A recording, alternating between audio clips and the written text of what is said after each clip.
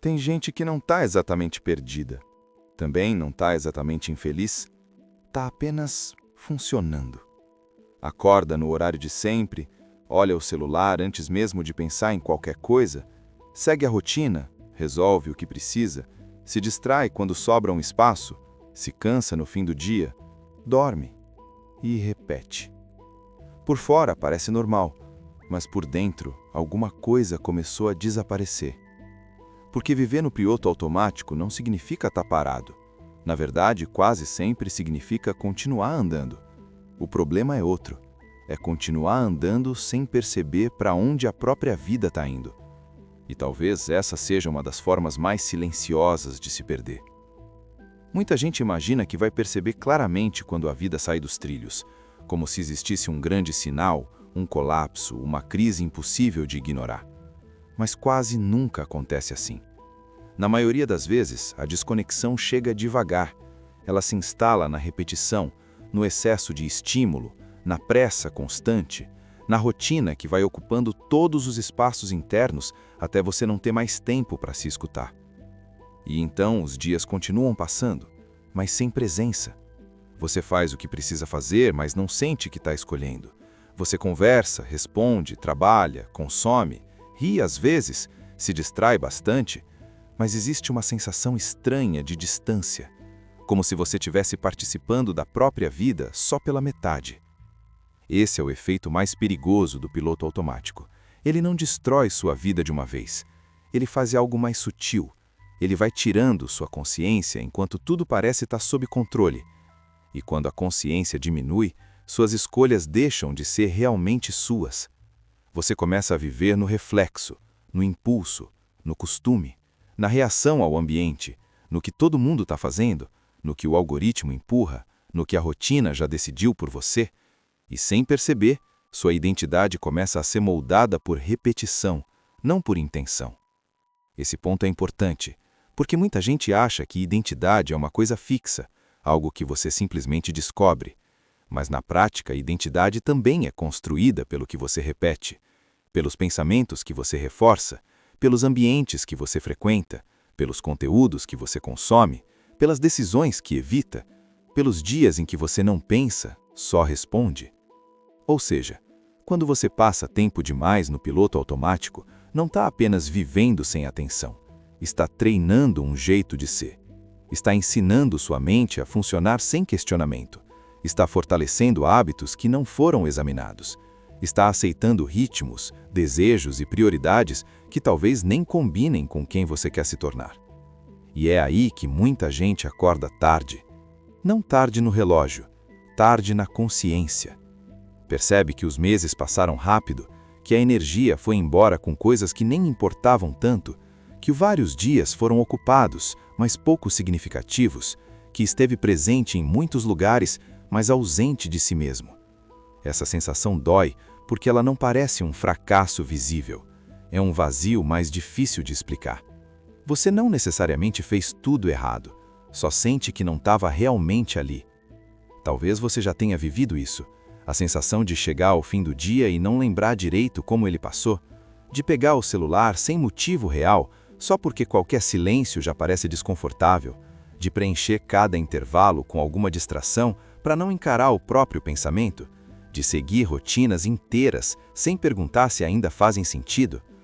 Isso não acontece porque você é fraco, nem porque falta inteligência. Muitas vezes acontece porque o cérebro ama a economia. O cérebro prefere o automático, prefere caminhos conhecidos, prefere padrões repetidos, prefere o que exige menos esforço mental. Por isso hábitos se formam, por isso a repetição vira padrão, por isso distrações rápidas se tornam refúgio, porque pensar de verdade exige energia, escolher conscientemente exige presença, mudar a direção exige desconforto. O piloto automático é sedutor justamente por isso. Ele oferece alívio imediato. Você não precisa decidir muito, não precisa encarar muitas perguntas, não precisa confrontar o que está evitando. Só que esse alívio cobra um preço alto, porque toda vez que você vive sem presença, outra coisa assume o controle. Pode ser o hábito, pode ser a pressão social, pode ser o medo, pode ser a comparação, pode ser a necessidade de anestesiar a própria confusão. E quando isso acontece por tempo demais, você para de perceber uma verdade desconfortável. Não decidir também é uma decisão. Não olhar para a própria vida também cria uma vida. Não escolher conscientemente também constrói um futuro. Um futuro moldado pelo padrão, pela inércia e pelo que foi simplesmente empurrado adiante. É por isso que o piloto automático não é só um problema de produtividade, é um problema de direção, é um problema de identidade, é um problema existencial. Porque no fim, a pergunta mais importante não é se você está ocupado, é se a forma como você está vivendo está te aproximando de quem você quer ser. E essa pergunta assusta. Assusta porque ela quebra a ilusão de que movimento é progresso. Nem todo movimento é avanço. Às vezes é só repetição com aparência de vida. Tem gente correndo muito e construindo pouco. Tem gente preenchendo todos os espaços e se sentindo cada vez mais vazia. Tem gente produzindo, consumindo, reagindo e sobrevivendo, mas sem qualquer relação consciente com o próprio caminho. O problema do piloto automático é que ele torna o tempo invisível. E quando o tempo fica invisível, os anos começam a escapar sem resistência. De repente você percebe que mudou, mas não sabe exatamente quando. Percebe que se afastou de partes importantes de si, que aceitou coisas que antes questionaria, que sonhou menos, que sentiu menos, que escolheu menos. E talvez o maior choque não seja descobrir que a vida passou rápido. Talvez seja descobrir que em muitos momentos você nem percebeu que ela estava passando. Mas a boa notícia é que sair do piloto automático não começa com uma transformação enorme. Começa com percepção, com uma pausa real, com silêncio suficiente para notar o que está acontecendo dentro de você, com coragem para olhar para a sua rotina e perguntar: isso ainda faz sentido? Esse ritmo está me levando para onde? Esses hábitos estão construindo quem? Essa vida tem a minha presença ou só a minha execução? Nem sempre você vai mudar tudo de uma vez, nem precisa. Às vezes o primeiro passo é só voltar a perceber. Perceber o que te anestesia, perceber o que te distrai, perceber o que te esvazia, perceber aonde você deixou de escolher. Porque consciência vem antes de mudança, e presença vem antes de direção. Talvez sua vida não esteja desmoronando, talvez ela só esteja passando sem você por perto. E se isso for verdade, ainda dá tempo de voltar. Mas não amanhã no automático, não quando sobrar tempo, não depois de mais uma sequência de dias esquecidos.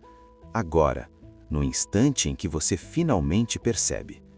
Porque a sua vida muda menos no dia em que tudo fica perfeito e mais no dia em que você volta a estar presente nela. Se esse vídeo descreveu algo que você está vivendo, comenta aqui embaixo: eu precisava ouvir isso. E se você quer mais conteúdo sobre identidade, padrões mentais e construção de uma vida consciente, se inscreve no canal e compartilha esse vídeo com alguém que também pode estar vivendo no automático sem perceber.